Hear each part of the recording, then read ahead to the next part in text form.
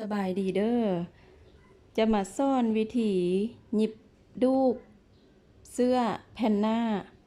อันนี้จะเป็นเสื้อคอฮาวายเด้อแล้วดูกมันเฮาแยกเนาะมันจะเป็นจังซี่อันนี้ทางหน้าอันนี้ทางไหนจะเป็นแบบสิวิธีการของเฮาก็คือเอาบอลจุดซื้อจุดทุกอย่างจุดซื้อจุดอันนี้มันจุดหัวนมเอาซื้อกันแล้วก็เอาเข้มหยิบดามเข้มหยิบดามจนสุดนี้แล้วก็หยิบดามตั้งแต่จุดนมนี่เด้อดามมาลงมาสุดนี้คิดจุดแอวจุดสำคัญจุดซื้อจุดตัวอย่างจะเอาฟากที่ดามแล้วให้เบิงตัวอย่างตัวนี้ดามแล้วกำลังจะซ่อนเข้าหยิบอาจารย์จะขนาดหยิบมาดนขนาดนี้อาจารย์ก็ยังดามเข้มมือทุกครั้งที่หยิบเสื้อทุกตัวบางคนก็ลึงการดามเข้มหมดแต่อาจารย์สำหรับอาจารย์เนี่ยอาจารย์เพื่อความเป๊ะแน่นอนกว่าแล้วก็บ่เสียเวลามามั่งมีหยังทุกอย่างอาจารย์ชัดเจนกว่าเอาอาจารย์เอาเข้มดามเอาตัวอย่าง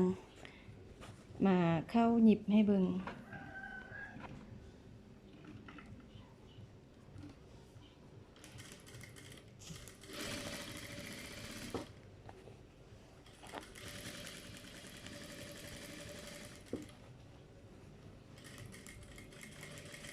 บัดเข้มนี้เราจะใส่ถ้าว่าเป็นเสื้อไหมเราจะใส่ระดับเบอร์3ความห่างของเข้มใส่ระดับเบอร์3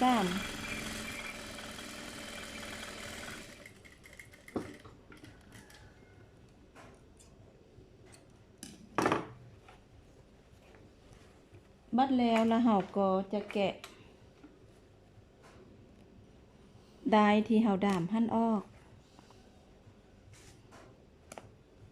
อันนี้เป็นเทคนิคเฉพาะเสื้อผ้าไหมชุดของอาจารย์เอง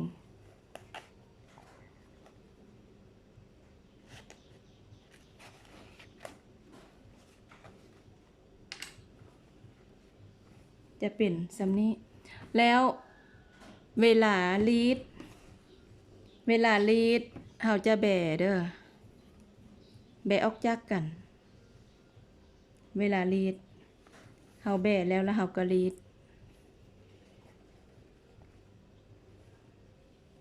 โอเค